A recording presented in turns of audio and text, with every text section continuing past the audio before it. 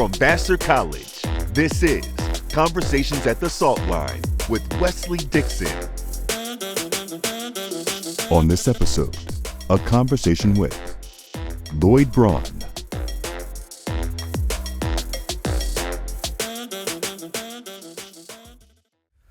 Hey everyone, it's me, Wes, and welcome to another episode of Conversations at the Salt Line. Today, I am excited to welcome Lloyd Braun, Vassar class of 1980, media executive, and many other things to our studio. Thanks for being here, Lloyd. Thank you, Wes. My pleasure. Happy to see you. Great to be on campus. I'm happy to have you here. Yeah. So I understand, speaking of your Vassar sort of relationship, that Vassar is not just you. It is your wife, two of your kids. Yeah. It's like a family affair. Vassar for life. Hashtag Vassar for life. Very dear to me. My son-in-law's mother.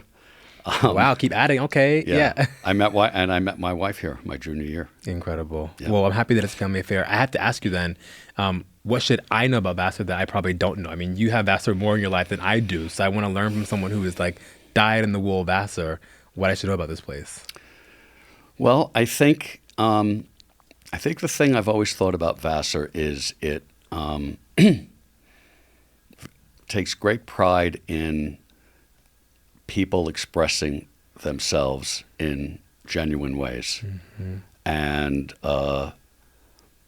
where you can be who you are, and this is sort of a fierce independent streak.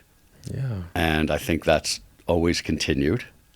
I walked around campus a little bit before when I got here this morning, and I'm just like looking around, trying to like digest how young everybody looks. But like that's always kind of been the vibe here.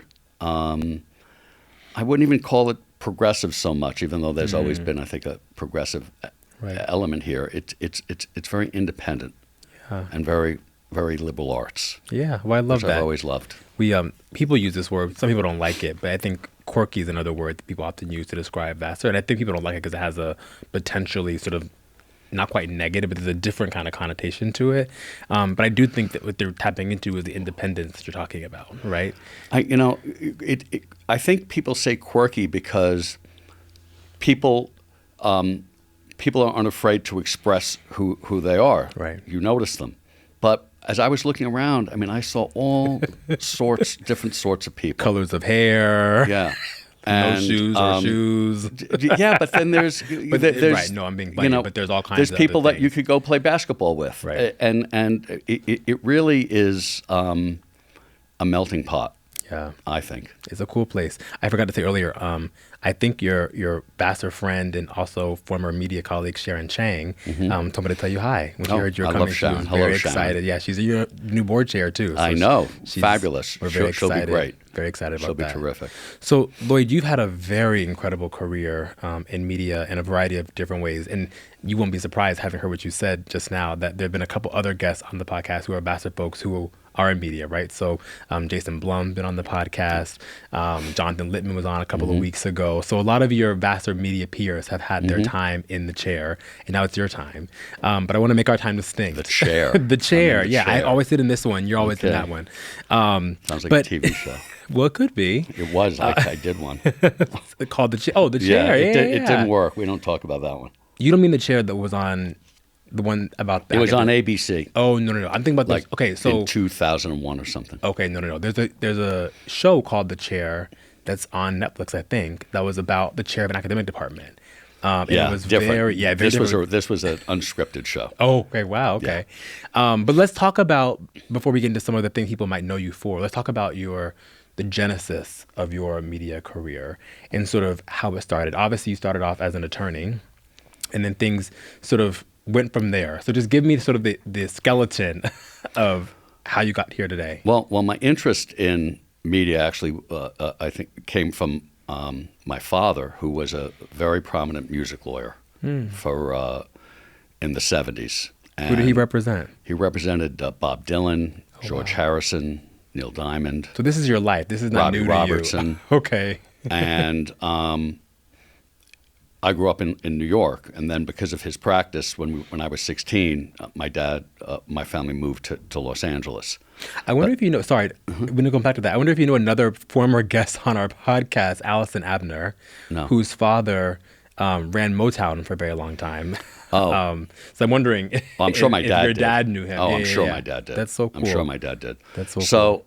I actually thought I would end up in music, and I didn't play an instrument. Okay. One of my biggest regrets is I never learned how to play guitar. I should do it now. You can. Lifelong I know. learner. You're a master grad. I absolutely should.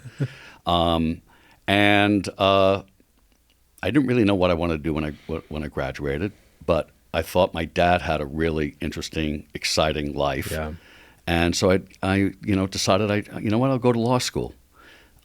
Most kids don't really know what they want to do, and Right. I have 4 kids, and I've seen it with. So you know from experience. Yeah, it's hard to all of Yeah. a sudden you have to make a choice. Right. And so I went to law school, tried to get a job as a music lawyer, but very difficult to get those jobs early on. And my dad actually had said to me, he thought I'd be best off getting a year or two not in entertainment, but Okay. either in corporate or litigation. So I ended up getting a job in a LA office of a New York firm called Stricken Levan, and I did corporate law for a year and a half, which was actually really it was smart. Formative. It was smart because the whole thing about being a lawyer is it's not learning the law; it's how it trains you to think, and that becomes a huge advantage throughout your whole life. It really does sort of help train your brain how to think. And so after a year and a half, I'm like, I can't do this anymore. And I started to again, look around for jobs. And I applied to some of the firms that had rejected me in the Sure. past.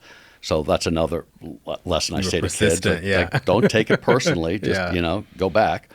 And then it turned out one of the firms that had rejected me had just had to fire someone who had falsified their resume. Okay. And this person was a junior lawyer in the motion picture television department. I Okay. said, great, I'll do it. Take whatever you could find. Yeah. And so I started there, and I started doing motion picture and TV work, and then started to, met with the agents and this and that, and started to sign clients, and that's what sort of I made relationships with Yeah. all sorts of talent that were client, and that's what kind of got me going. That's so cool. I've heard you say in other conversations that serendipity has played a role in both your life professionally, but also personally. And I would just like for you to sort of reflect on and share with me and the audience sort of what are some of those moments of serendipity that you can think about as being particularly special? And I'm asking in part because I often like to say that I create my own serendipity, and I think it's a way of living, and I imagine you feel the same way. So I'm curious just to have you reflect on that concept. Well, it's serendipity, but it comes from collisions. Right. And I was actually talking with my son Henry, who graduated from here a few months ago, about how do careers advance? How do you meet people? Right. And everything always comes down to the collisions that you have by meeting people, being in situations, and that does not happen when you're sitting at home at a desk during a Zoom. Right. That's what all this talk about stay-at-home work. I mean, listen, I like staying home working sometimes boomer too. alert, boomer alert. I know. I'm kidding. No, look, You're proud, I'm not obviously. saying it has to be 5 days a week, Yeah. 8 to 7. Right. But if you're in front of the computer all day, you're not meeting people. Right. And if you're not meeting people, No one you already know, to your point. and even if you are introduced to someone new, Right. it is different than when you're sitting with them face to face. My daughter, my oldest daughter, Emmy, who's been at Facebook now it's her only job since she graduated from Vassar. Wow. She's been there 16, 17 years. Oh, wow. And she'll say, Dad, I don't understand why you go to New York all the time. It's like, you can do it all by Zoom. I go, no, honey, I can't. It's totally different when you are getting together with people. and then they're suggesting you get together with someone else, and and then get together with someone else, and then all of a sudden, the spark of an opportunity arises from it, and so a serendipity story is when I was a young lawyer. Most of my business came from this one agent at this one agency. Okay. And I wanted to expand that, and I didn't have anybody that I really knew at CAA. I was in my 20s, and I'm like doing the best I can. And there was one guy I was introduced to. I really liked a lot. Seemed like a really nice guy. Michael Rosenfeld is his name. Hey, Mikey. And we become friends. We go out to lunch, become friends, and he's nervous about sending me a client because all my clients are with this other agency. But I'm like, you don't have to worry about that. And he ends up sending me a client. Okay.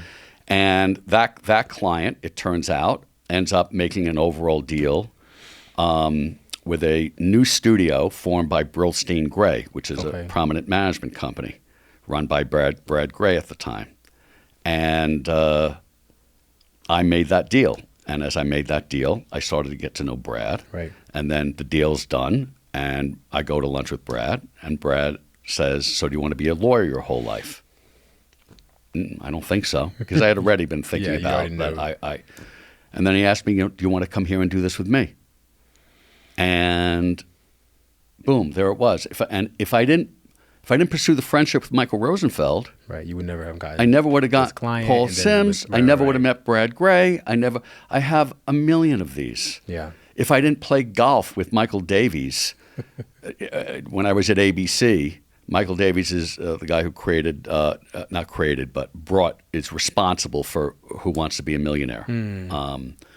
And I had recently pursued and failed to get David Letterman to move from CBS to ABC, which was a whole rigmarole at the time. This was like a month or two after that. And I'm playing with Michael, and I would take people to play golf in LA because you met people. Well, again, it's and you have 4 hours. Right. And I remember exactly where we were, and Michael says to me, "So what are you going to do now about late night?" And I'm like, "Oh, I have no idea other than we got to figure something out, right? We're going to have to get someone who's a relative unknown because." And he says, "Do you know Jimmy Kimmel?" And I'm like, I think he does sports stuff, right? I barely knew Jimmy. Right. And he starts telling me about the Man Show and this and that. And he says, "I'm sending you a tape of Jimmy Kimmel later today." And he sends me the tape, and I look at this tape, and I'm like, "That's my guy. I love this guy." And I show my wife this tape because my fear was, is he going to appeal to women too? Because he was very, he was on the Man Show. Right. And I thought, then I sent it to Bob Iger, and Bob loved it too. And Alex Wall loved it, and I'm like, "Oh, let's go." And if I don't play golf with Michael Davies that day, that happens. Okay, it doesn't happen because the conversation doesn't happen. He doesn't say in the walking of the day. So what are you going to do about? All right, that was a complete throwaway. Yeah, and Jimmy knows and loves this story because he recognizes the serendipity of it all. Right. And so that's what I'm talking about. You just don't know where it's going to come from. Yeah, it's funny. The Salt Line. The name of the salt line is intentional in a very similar way. I don't know if you know what a salt line is, but a salt line is sort of a point in estuary rivers where the freshwater and the saltwater meet. And at that point, is it saltwater fish or tropical fish? I think saltwater. I think maybe both actually. They collide. I'm not sure. They must. And so, must be a bad middle zone there. Well, no, the middle zone is not bad. No, that's the point. It's a good middle zone because there's special nutrients in that middle zone that young fish go to get what they need to grow. Right, their formula. Right, and so we sort of think about it as these purposeful collisions, right, where things that are known to be different sort of come together and create these very generative things, right? Much like sort of the collision and serendipity you're talking about. So, and by the way, the collision, like I don't want to go to a lot of these things. Like I have to force myself. It's not my regular nature. Right. My regular nature is to hibernate a little bit. Yeah. And I have to force myself to do it. Well, now that you know the value of it, it's easier to make yourself do it, right? If you didn't know that it was meaningful, you wouldn't do it. But you know that it is, so you do. You just have to, you just have to push yourself to do it. It's like working out. You just have to push yourself to do it. Absolutely. Yeah. So, in preparing for our conversation, I did listen to several other conversations you've had with people. There's not many, by the way. You have a very low digital I don't do this footprint. often. Yeah, No, I could tell. I don't do social media. None of it. Okay, so before I no make good comes from it. let's pause what I was going to say. None. Let's go to you for a second. It's like what I've said to my kids. Nothing good happens after 10 o'clock at night.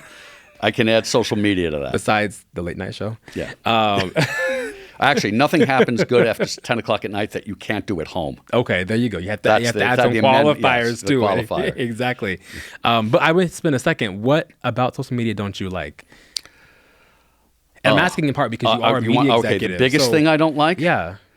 The biggest thing I don't like is there's absolutely no editorial control whatsoever. And I think we find ourselves in the situation we're in right now where everybody is being fed the information they want to be fed. Forget what side you're on. Or that someone wants to feed you. Well, that's how they make money. Right. But by having you spend more time on the platform. And there is no editorial, there's no barometer to any of this stuff. And so the truth or facts are now, I never knew how prescient it was when Kellyanne Conway said alternative facts. Mm-hmm. That was going to be a very, very prescient thing that she actually said, because everyone was, what do you mean alternative facts? But people don't believe the facts unless they come from a source that they trust. Right. And I grew up in an era where at least we thought that the major media companies held a big responsibility. I mean, I worked at Disney in the late 90s, early 2000s, and I'll tell you that, the ABC News was held to an incredibly high standard, as I know all the network news divisions were in terms of truth. Let me ask a question about that, because for those who are not in the media industry, they might wonder, like I'm wondering, held to high standard by whom? Like, who was the arbiter of whatever the standard was of the news agency? The board and the CEO of these companies. Okay. That's helpful. I don't think he would recognize there was almost it was almost like the public trust. Okay.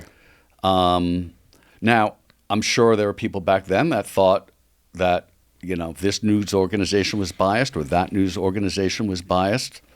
But now anybody can publish their opinion about anything. Right. And the platforms are not responsible for that. Yeah.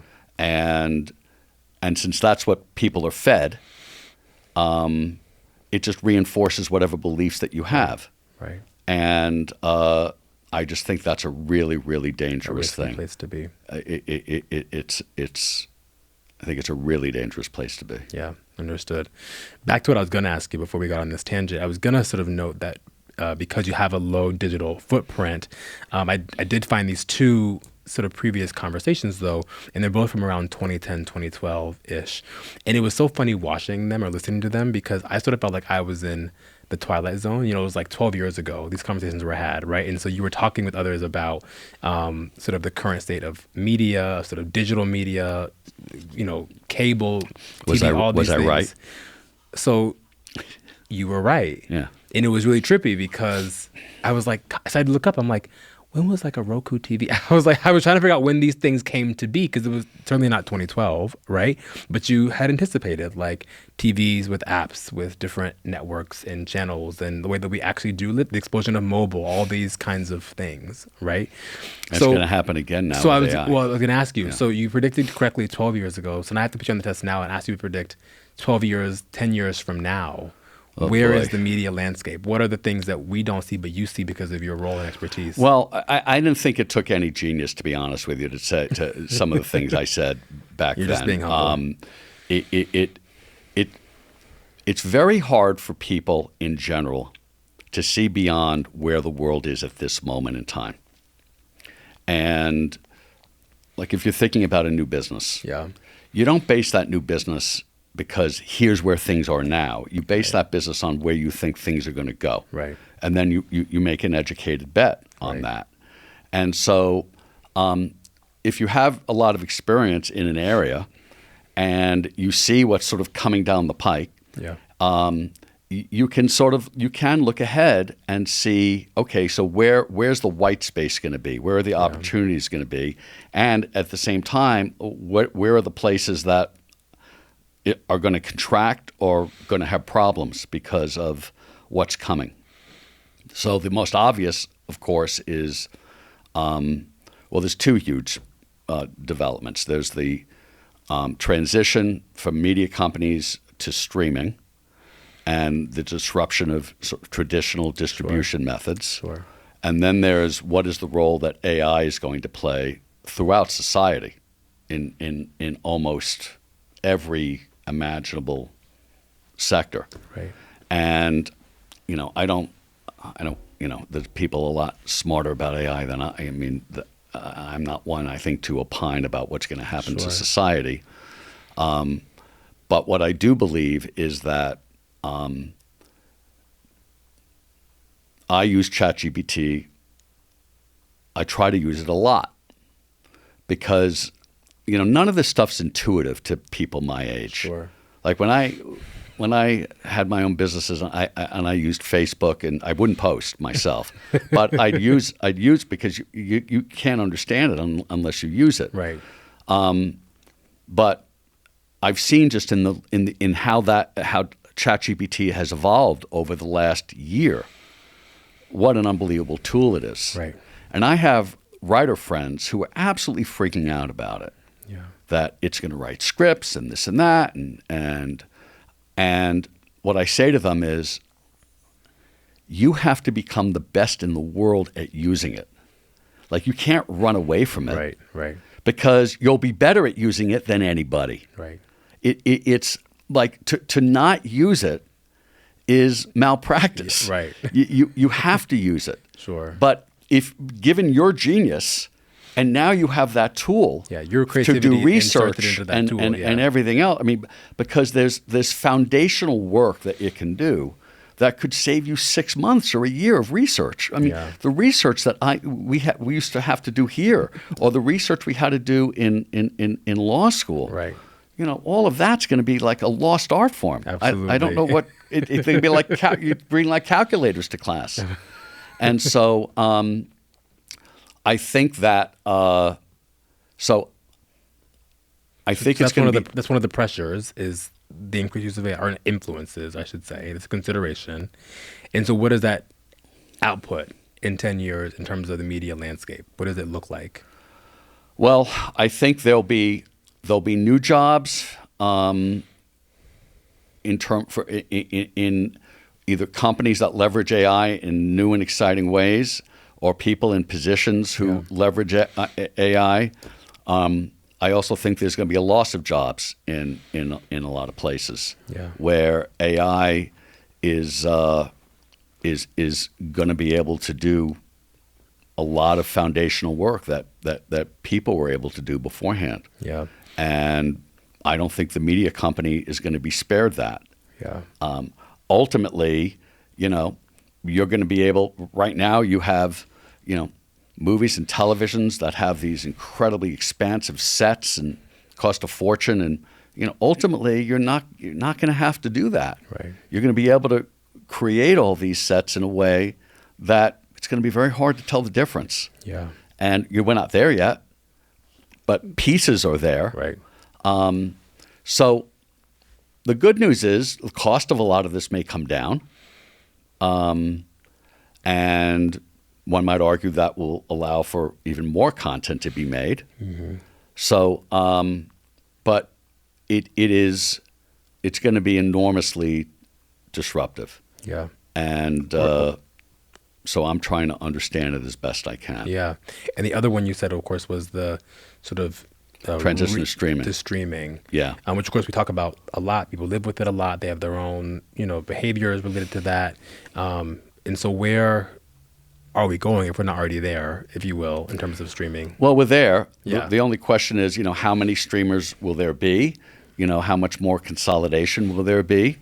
And I don't believe other forms of distribution are going away. Right. But I do believe that that the balance of how things are distributed will change. Yeah. So just studios will have to think about the types of movies that will play well theatrically. Got it. Versus so the art does change then. Well, it's not. It's not that the art will change. There'll be, I think, more consideration as to what is the smartest way to distribute that art. Okay. So, is this a movie that we think people will want to watch in a communal setting, with a huge screen, Sure. and have an experience, or is this something that they'll be happy to watch in their own home? Yeah. And that's kind of how I think about it. Yeah. And And I just think on- the theaters are going to change a lot. They already are. Yeah. Where the experience of going to a movie theater is going to be different, not just reserving your seat, but being able to eat good food and having a seat that It becomes is super comfortable, like a luxury lounge chair. experience, Yes. I think someone told me the other day that AMC is changing most of their theaters. To be a luxury sort of experience in that way. Make it something that people will want to spend their money and have the experience. Yeah. Just like going to shopping malls has to change. Right. Because it's too easy to buy on Amazon. So Yeah. why do you go to a shopping mall? Yeah. Well, you want to have an experience. Yeah. So, I expect to see all sorts of events happening at shopping malls, and good restaurants and all of that. Or condo buildings being turned Well, into malls. it's everything has to evolve. Yeah. Nothing ever stays the same, and you can't stop the march of technology. And so it's about, okay, so where is that technology going to? It's going to change things in a lot of ways, but it's going to create opportunities as well as areas will contract. Yeah. When I asked Jonathan Lippman a similar question, he had a very interesting answer because he left Bruckheimer and is now doing his own thing. And he doesn't have the staff he used to have, of course, when he was at Bruckheimer. And so he used AI ChatGPT as his sort of like writing partner, his sort of scripting partner, right? Sort of asking it to sort of, describe for him, insert whatever stems he puts in, right? Give me a 18th century pirate, in the Caribbean or whatever. That's right? super smart. I use it the same way. Yeah. That I have. I was thinking about doing a show on a president, and normally which president? Well, I was playing with different presidents. Okay. It's and I normally what you'd have to do Yeah. is you probably have to go option a book. Right. Then you'd have to find a writer. Then the writer would have to research, read the book. These books are, 800 pages. I mean, do some type of Bible. I mean, Right. it's 6 months to a year's worth of work. yeah. And, you could easily spend six figures to do that. Mm-hmm. I did it in an hour and a half with ChatGPT allegedly without violating any rights, because I'm very, very cognizant Thoughtful of about that, yeah. And what I ended up with was unbelievable in terms of storylines, this and that. I mean, you have to know it's only as course, good yeah. as what you prompt it to do. Right. And then I showed a couple of writer friends, and they were like blown. They couldn't believe it. I have one writer friend who has had some big hit shows, and I was telling him about ChatGPT, and he's like, I'd never use it in a million years. I go, okay. So then we're having lunch, we were golfing, and then we were having lunch. Everything's always about the golf. A lot. and I'm telling the guys about ChatGPT, and he's like, "Oh, well, I never use it." And I go, "Well, let's We're see. here. Let's play with it while we're here. Okay." Right? So I say, "Give me 5 original storylines for," and I use this show. All right. And it spits out five storylines, and I read them, and everyone's cracking up. They're pretty good. And he's like, I don't think they're that good. All right, give me 5 more. I give 5 more. It takes 5 seconds. Right. And he hears them. He's like, oh, 2 of them are really not Kind of like bad, that, huh?" actually. I said, well, how many writers? Well, you'd have a whole writer's room spending how much time trying to figure that? And I just gave you 10 in 30 seconds. Right. That you never did. Right. I mean, that's insane. It's incredible. That's insane. Yeah. So here's the problem. Jonathan is going to say to himself, well, what do I need really for development executives now? Right. Okay, I mean, this piece of that course. that I had to pay for Right. in the past, and that's what everybody's trying to figure out. Right. Where's the gap? Like, what's the actual gap? that we need to address? Where do I need the humans? Right. And where can I trust this? And no one knows what they can trust now or not trust Right. in terms of it. And it's still the Wild West in terms of how to use it. And a ton of people don't. Right. I mean, a shocking number of people don't. Yeah. It's funny. I think you and I both agree that the use of ChatGPT or other like technologies depends upon the inputs of the person, obviously, right? Totally. And it reminds me of something that I heard you say previously in a different conversation about your time at Yahoo, which is funny because I know what Yahoo is, but I grew up at a Greatest different... missed opportunity I've ever seen in my career. Let's pause again. Say more about it. It was all in front of them. When I went to Yahoo, Yeah. it was the very, very early days of broadband. There was no dominant player. Yahoo was the dominant player. But, Over Google. well, Google was about search. Right. So let's separate what And at that time. that's one of the things that killed Yahoo is Okay. because Yahoo thought they were competing with Google in search. Yahoo never understood they were a media company. They thought they were a technology company. Got it. I've had this conversation with Kara Swisher 100 Okay. times. They know. She knows Yahoo inside and out. Yeah. And the fastball for Yahoo was as a media company, and Terry Semel knew that, that's why Terry Semel brought me in.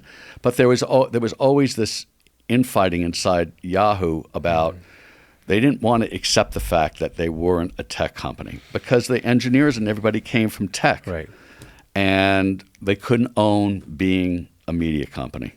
It felt too lowbrow for them. It just it wasn't it's not what they wanted to be. Yeah. But it was what they were. And that's where the opportunity was. And but it's not where the resources ended up missed going. it. So that's helpful context for my question, which was I've heard you sort of say when you got to Yahoo, you asked all the questions under the sun. You had to. I knew nothing. You knew I asked nothing. my lead engineer, what's the difference between the internet and the web? I had no idea. What did he say? I'm not sure I know He said, the "Oh my answer." God." He was annoyed What? with your question. What?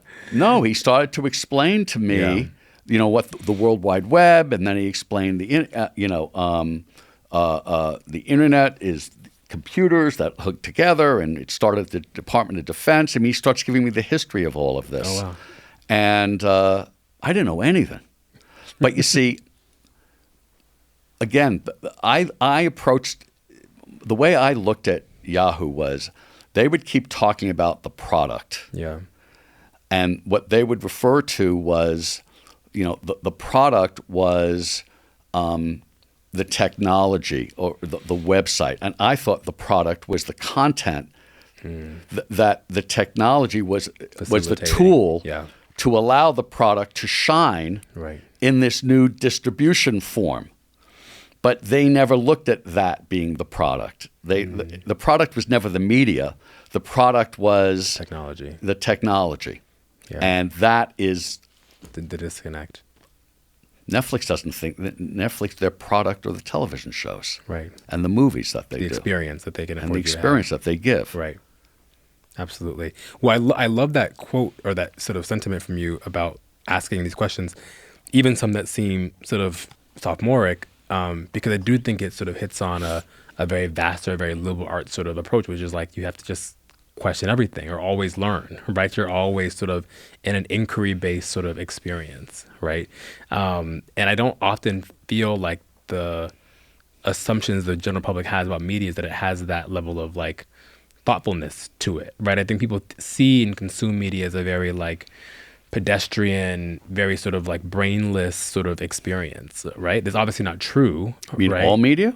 Not all media, but I think people say entertainment, right? I think the assumption that comes with entertainment, I should say, as opposed to media, is that it's sort of like it's like candy, right? It's like a brain numbing sort of experience. Well, that's also, it's impossible, I think, to sort of generalize. I mean, media refers to absolutely everything. You're Sure. talking about content that's on social platforms, Right. movies, content on streamers, newspapers, magazines, and so it's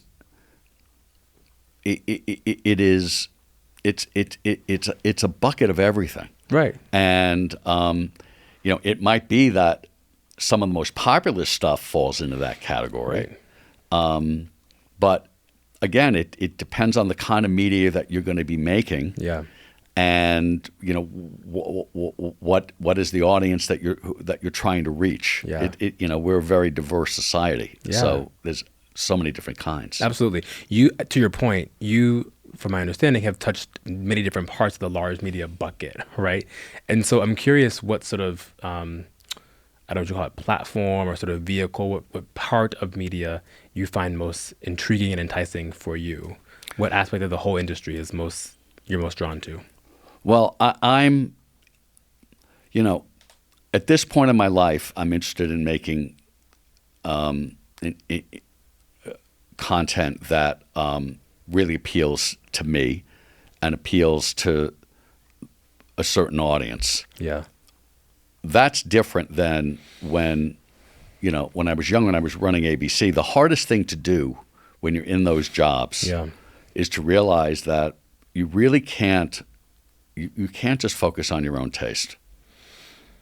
I did make that mistake a few times. I kind of learned. I learned not to. Right.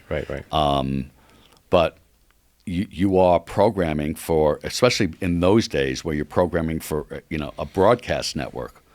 You're trying to reach get a whole bunch of people to watch a show. Right. So what's the common denominator that's going to appeal to everyone? It's different today because Let's pause on the old process though.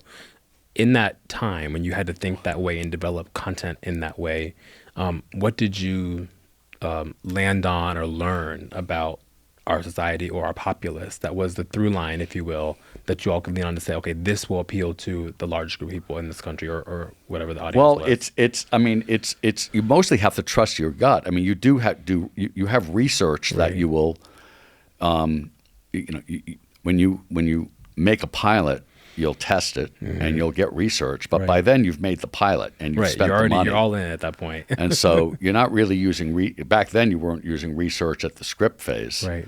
Now I'm sure that you can tap into research all over the place.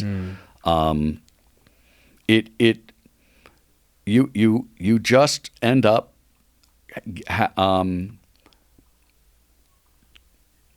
learning. You try to learn what it is that is going to resonate. I mean, but Jimmy Kimmel was towards the end of my tenure. Okay. And the reason that I was passionate about Jimmy Yeah. was I really believed that he would appeal to a broad swath of the audience, Right. that he was accessible, that he was likable, that he was quick on his feet, that he wasn't in any way condescending, that he was a really good guy, and the camera showed. doesn't lie. Right. Okay, like people look at him and say, like, he's a good guy. He's not a good guy. He's a great guy. Yeah. Okay, he is. There aren't many better people than him. Yeah. And he is going to appeal to now it's going to take, it always takes a while. Okay. I mean, it's torture in the beginning with Sure. those shows. Yeah. But he was so that's a bet that you take, Right. as opposed to you could have gone in a more narrow direction, and somebody who is very intellectual or this or that, and very popular with certain segments, Right. and the Atlantic would love it, but is it really is this actually really going to work? Right. For 20 years, which is Right. what you want to have happen. Right. And you may understand that intellectually when you first are in those jobs, but you don't feel it it. doesn't invade your DNA Yeah. until you are there a while. The problem is you're usually fired by the time you've learned how to do it. Well, I was going to ask you. So before you said that, I was going to ask. I was fired right when I learned how to do it. Well, I was going to ask a different question, which is to say, does the goalpost move in terms of what is appealing to the largest amount of people over time? Obviously, it doesn't say the same. I assume it doesn't say the same. What are your thoughts on Do that? the goalposts move in what? Yeah, like let's say in 1985, you have a sense of what will appeal to the large amount of people, right? That same formula, I assume, does not work in Well, no, 2005. it doesn't. Right. I would not be a good person now to run a network. a broadcast network, because I'm totally out of touch with the most of the content and people that that are going to appeal to that audience. Now, that doesn't mean that because I'm going to be making stuff. Right. So, and I want that stuff to have. I want to have big hits. Right. Which means you can't just focus on one small Right. slice of the audience. But that's easy to do. You can do that kind of an ad hoc basis when you're looking to scale. program an Yeah. entire. But you see, it's different now. It doesn't work this way anymore. It's when Netflix is commissioning a show, they know what audience they're like. It's very We need to particular. find a It's show for focused. this type of Right. audience, and so they'll commission a show that they feel is going to Right. reach that audience. Now, let's say that show does really, really well with a whole bunch of audiences, but Right. didn't do well with the audience they needed it to do well for. Yeah. You're going to have a challenge in getting it picked up. Now, Really? how much it costs, all Right, this, right. That's there's a million metrics. I don't pretend to know all the in and outs Yeah. of what they do.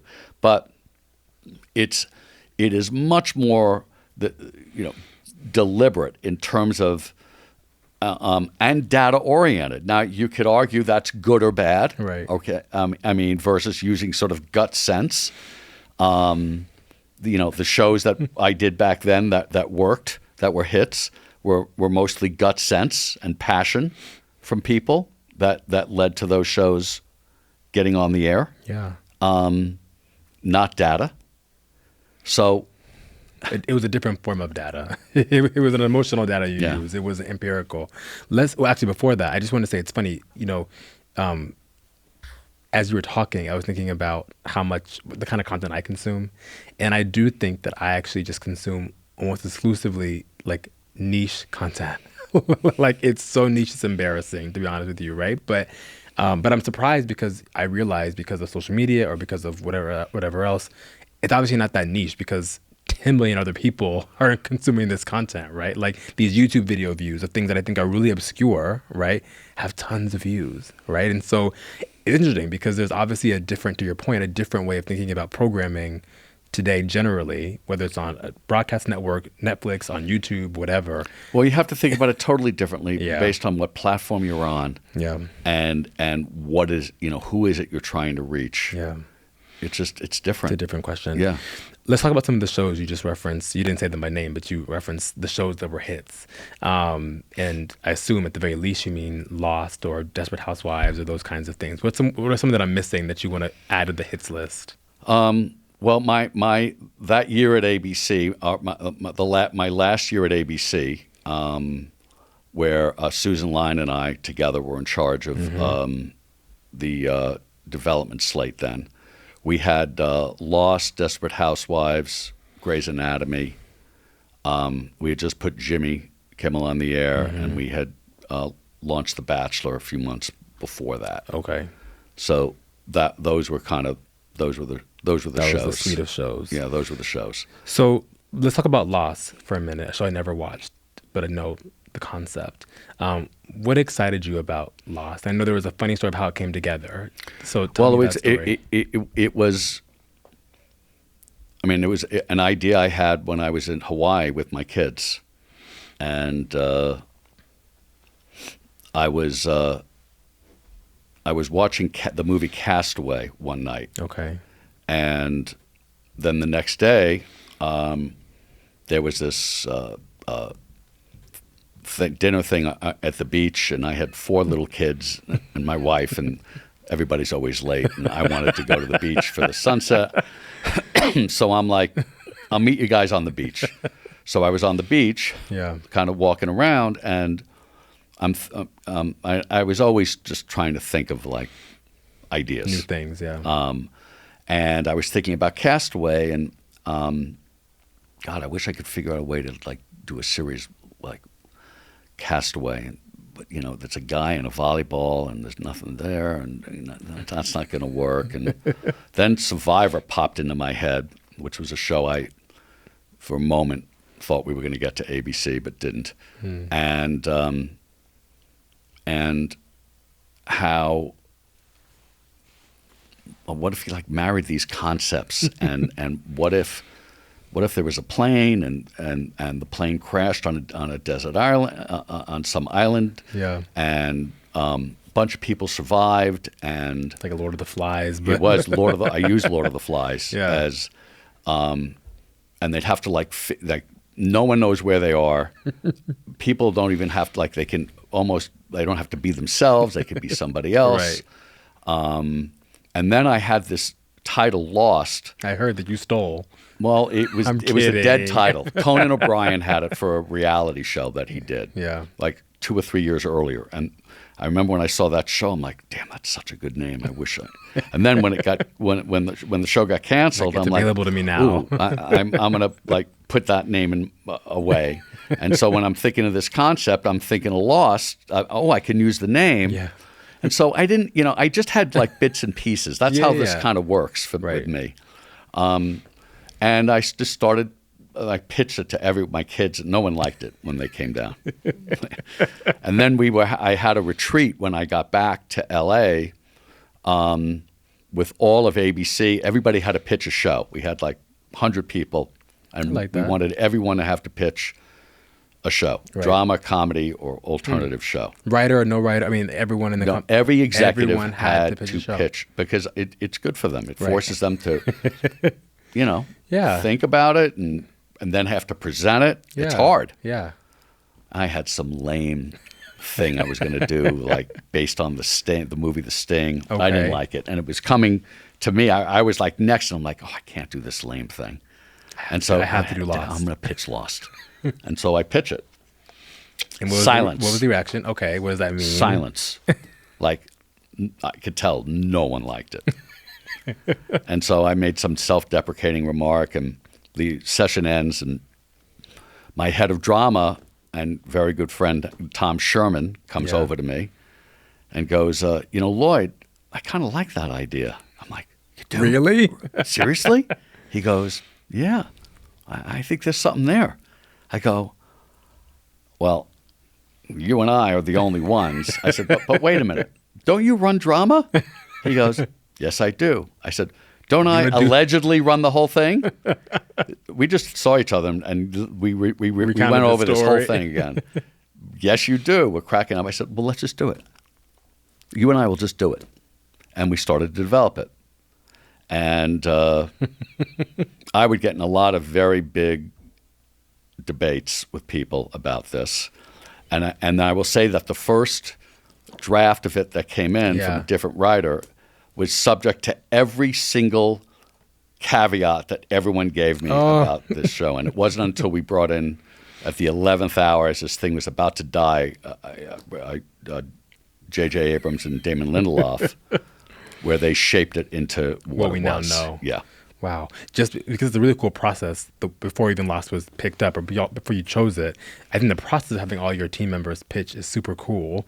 And I'm curious how many of those from that retreat, not that particular one, but that process? Like, how many shows did you get from that process of internally having staff pitch ideas? I actually think Lost was the only one. Okay. That That happened that way. actually- There might have been another couple that were. Yeah. I should ask that.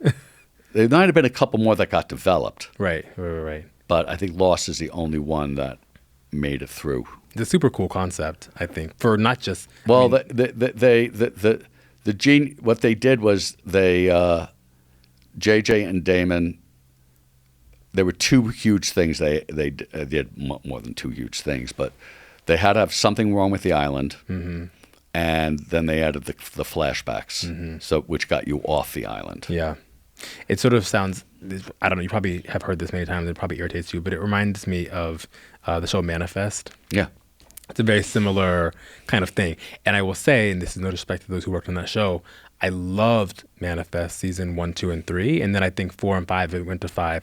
I couldn't take it because It's very hard to sustain. This is my point, right?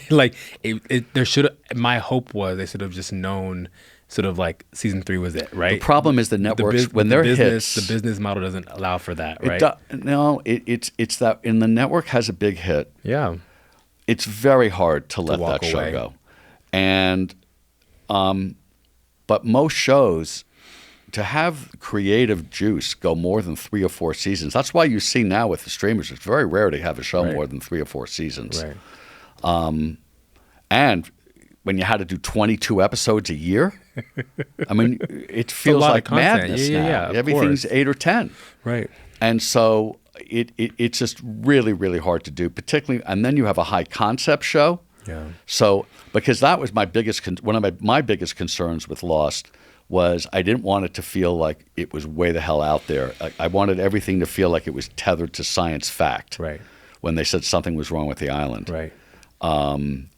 So it's, but they had, I actually had them pitch to me how would the season 1 end, and they had the hatch. Well, you Okay. didn't watch the show. Yeah, I know of the hatch. I do. But they had a cool lot ideas. They had a lot, That's but it's super- hard to take it to the 6th season. I don't know. Yeah. It's hard. I agree.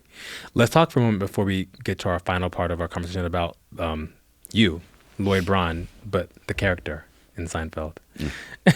You rolled your eyes when I brought it up. Why'd you roll your It's eyes? the bane, huh? Yeah, so No, be it's honest. fun. Be honest. You said it's the bane of your existence. No, it's not.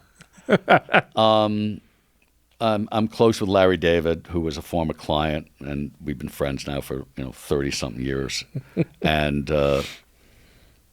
we golf a lot, and he would quit if he played badly. Yeah, you know back what? in the Yeah, day. Yeah. He still might quit now. So he's the sore loser. He shouldn't, but he.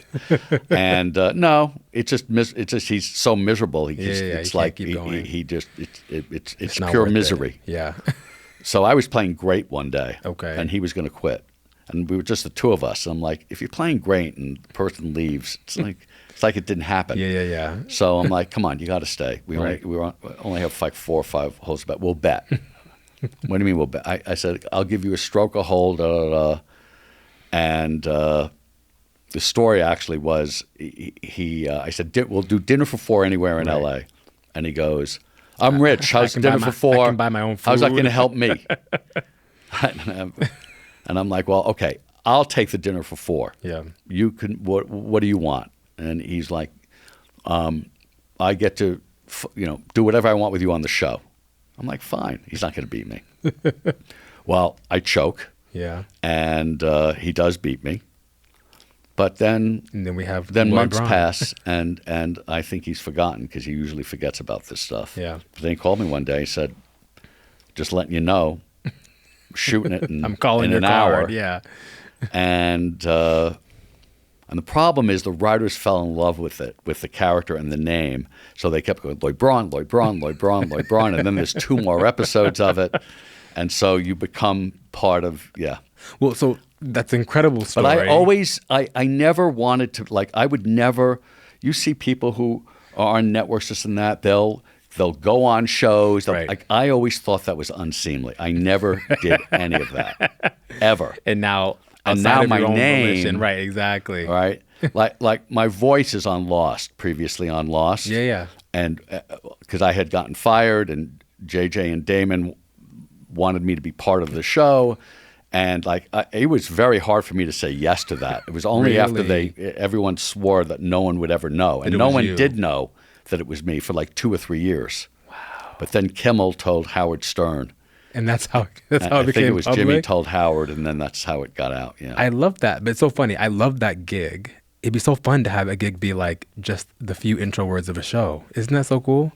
That was cool when no one knew. It was cool. I would do it and I wouldn't tell anybody. Yeah. I would. That was the whole thing. No one could know. I wouldn't tell anybody. But wait, let's go back to Lloyd Braun on the show.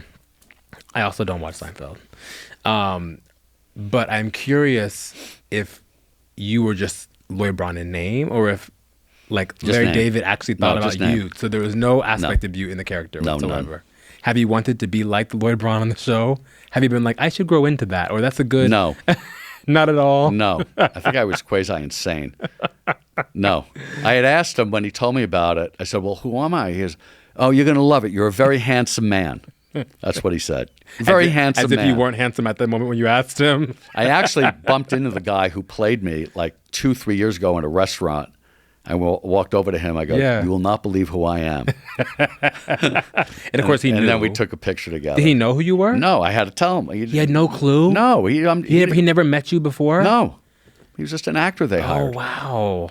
That's so funny. I mean, I asked because, like, it's not a biopic. But, like, the actors in biopics often No, meet the Larry person. uses names, but Just the names, names. it's just the names. So- like wow. a lot of people in our, he's used other names from Yeah. people in our golf game. He like if there's a name he likes, Yeah. he'll bank it and he'll take use the that name at some I point. like that. Yeah. One last thing before our actual final session. I am curious, just based on the range of roles you've had, like as talent representation, you worked in management at WME, all these different kinds of things, right? There's so much we talk about now about celebrity culture, right? It's a very complicated sort of thing, right? Just in the past couple of weeks, right? There's been lots of talk about sort of how celebrity culture did not seem to play a big role in the election the way people thought it might, right? But I'm just curious, someone who's been in it for a long time, sort of how do you reflect on celebrity, these actual celebrities? What do you make of that space? Well, I think celebrities are enormously influential in a whole bunch of ways. Yeah. But they don't seem to be as influential as we all might have thought in terms of influencing people's politics. Yeah. And if I think people's politics are what people's politics are, and if there's a celebrity who you like, but that celebrity has politics that's different from yours, you're not going to change your view because some celebrity Right. says you're wrong. Which I can't imagine was always the case. It seems to me that in a different time, maybe Well, I don't know, we don't know yet. to be honest. I don't think the celebrity endorsements played the kind of role or as prominent as they've gotten now. Mm-hmm. But it's pretty clear that I think that people on the other side were not impacted by the fact that even if it was, hey, we love this person's music, but the fact that this person is telling us to vote the other way, no. Yeah. That is among the many, many lessons I think that everybody has to get their arms around from this last election. Yeah. Many. And I'll just add a little editorial note. Other side means people who voted for Trump. I'm just trying to not normalize. Well, the side that people look, might there be were on. some celebrities on Trump's side that you could argue. Okay, the vast majority were on. No, I know. on the Democratic side, but I think that the philosophical argument does Sure. go both ways. Absolutely. But yeah, I think that everybody I know who has lived through the past couple of weeks is trying to get their arms around Absolutely. what the lessons are and the and to really try to fully understand Yeah. what what happened, what matters, what doesn't matter, Yeah. and what it all means. And it seems to me, not to be too Pollyanna or cheeky about it, but it seems to me that part of the formula to answering that question is to continue to ask questions like you did at Yahoo or other places, and also create more collisions, if you will, right? In ways that you might not have done before. It is, but I think one of the biggest lessons for me is how just out of touch everybody is with others who are on the who are not. We're different than them. Yeah. Just completely out of touch. Yeah. And you only fix that by engagement and asking questions. Yeah, but authentically. That's right. Yeah. But you see, again, this all goes back to social media too, because you're not. I'll make sure to send this to Elon Musk when we're done. You're being fed what is in your algorithm, in your lane. Yeah. Well, hopefully it gets better over time. Hopefully things change. Hopefully people find other ways to get information. Well, we have to. It's not. Nothing's going to happen by itself. Of course, we have to create the change we want. That's right, and you hope that colleges like this are pushing people to learn and to evaluate and to be able to determine truth and all these other kinds of things. And we are. Yeah. We absolutely are. Before these student questions, I have a question that came to me as you were talking about celebrities. You hear these crazy stories. I hear crazy stories about celebrities and their writers and the insane things they want in their writers. So I'm just curious, what is the most... What celebrities want in their writers? In their writers. Yeah. Like their little, like they sign the contract. I've been known to be a writer my entire life. Like the little list of things that has to be included in their contract, right? Like they need to have... Oh, riders. Yes, all right. Yes. Writers. Yeah, writers. So my question is, what is the most insane thing you ever seen in a writer?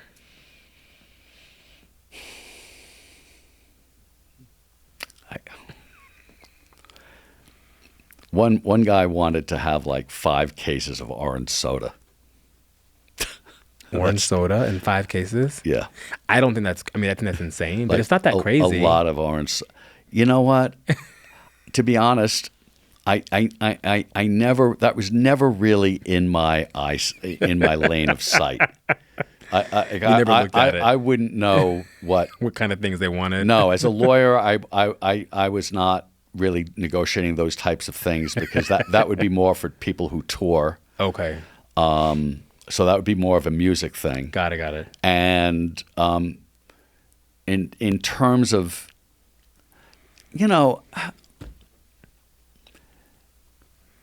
yeah, it's not something that I.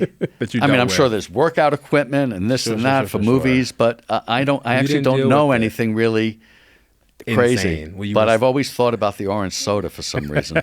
Well, you were and I'm a spared. fan of orange soda. Me too. But it was a lot. A lot of orange soda. It was a lot. Hopefully he stopped doing that. don't think he did. Before we get out of here, I have 3 student hot seat questions for you. The first, okay. This one says, what are your most and least favorite media trends over the past, I don't know, let's say 15 years?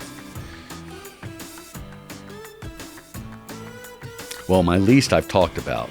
Social media. It is what's happened with social media and the algorithm and the lack of any kind of editorial oversight. That is absolutely my number 1, 2, 3, 4, and 5.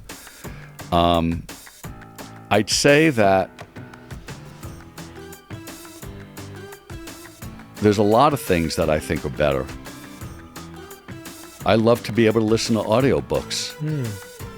And I wasn't able to do that before.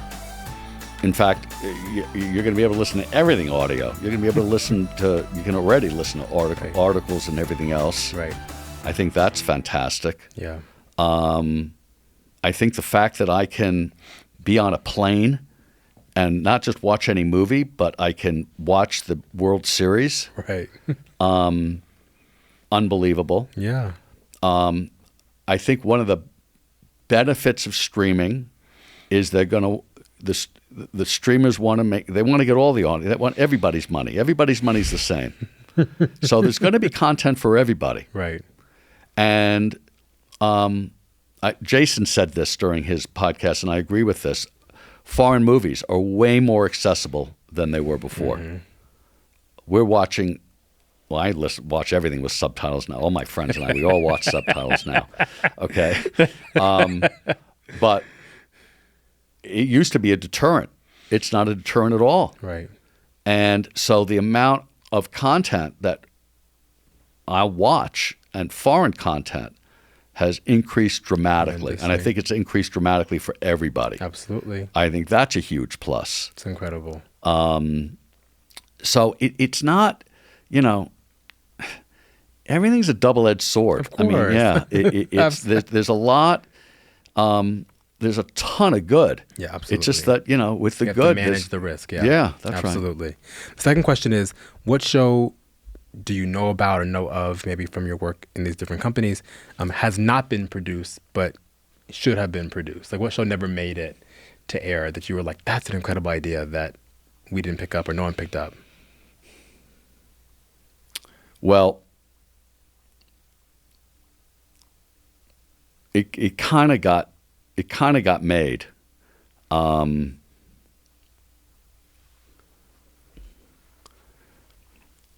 The show I was most disappointed by, Yeah. that when I was at ABC, is we had a show called that we developed called Miracles, that Matt Reeves directed, who did the Batman. He's an amazing director, and the show was about a young priest, a young guy studying to be a priest, and he worked for the special division of the Vatican that investigated miracles. Okay, that's cool. I didn't know that existed. It does, and he was questioning his faith, and he ended up the head guy ends up saying, "Take a sabbatical. Priesthood's not for you." Okay. So he goes to Italy for like 6 months. And then 6 months later, his boss at the Vatican calls him up and tells him that there's a case in a small town nearby. Would he mind investigating it with this little boy who is healing people? So the series becomes about, are these miracles, or can this be explained in some way? Okay. And it was going to be this incredible investigative series about what is really happening out there. Yeah. But there was this kind of mythology that we had in it that we never really nailed down.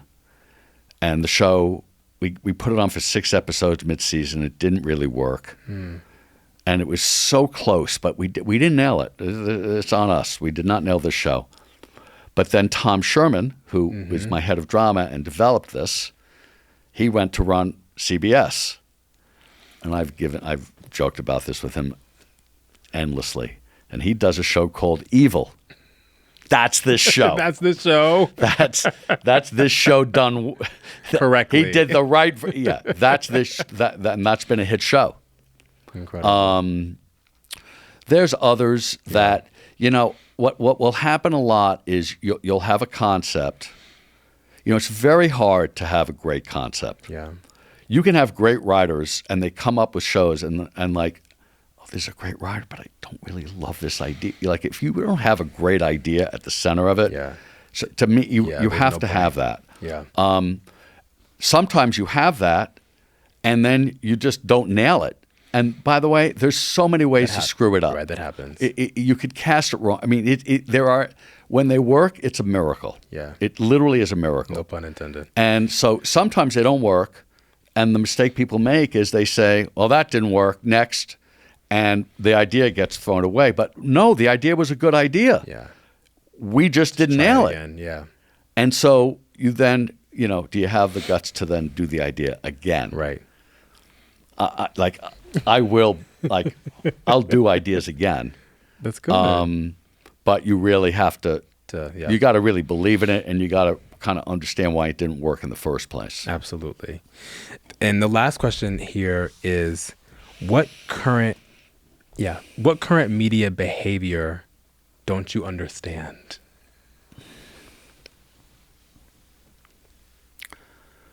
What current media behavior Yeah. do I not understand?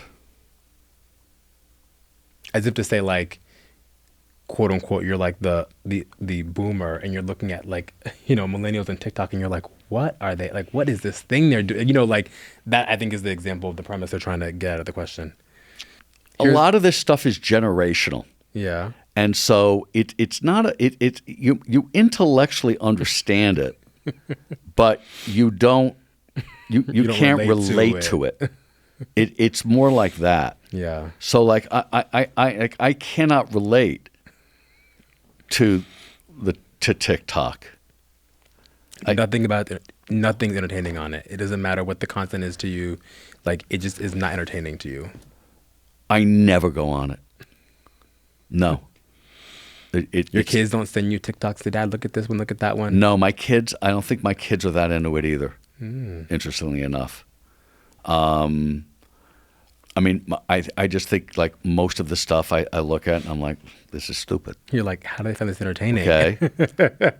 So, but like, I intellectually understand Right. How that right. people and I understand how it can be addictive. Right. But if I have 10 minutes, if I have 10 minutes, after I check email and text, I'm immediately checking out the New York Times. I'm Right. checking out I'm going to various news sources, or I'm still of the generation where, I'll use a remote and see what's going on.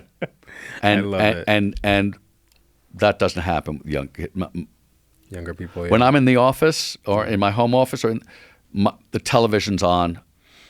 Now, by the way, I'm changing this habit because I can't have MSNBC or CNN. I can't have it on all day anymore. Yeah. And by the way, not just me.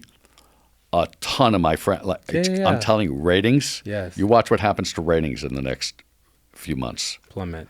I think they're going to go down because it's like you can't I can't be bombarded by this all day anymore. No, I didn't even stay up for election night coverage. I went to bed at like 8:30 that night. I couldn't do it. The handwriting was on the. I couldn't do it. I ended up going to bed early too. Last thing before we get out of here, what are you working on now? Tell us about that.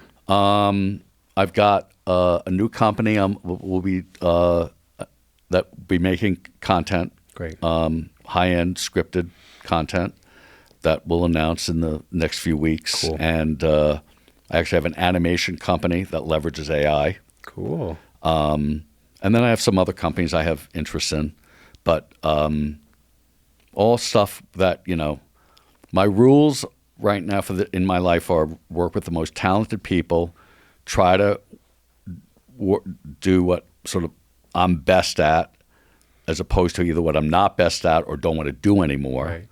Work with people of like high character that I trust, and try to control my own calendar. That's a big thing for me. I love those rules. Yeah. Those are good. Those are kind of my tenets for what I'm trying to do now. I think anyone can benefit from and learn from those rules. So thank Well, you for sharing them. I can only speak for me. For yourself, but, I know, but I find that if I just, those are the things that are really important to me now. They'll keep you steady. Yeah, exactly. Lloyd, thank you so much for being here. My pleasure, Wes. Thanks for being on campus.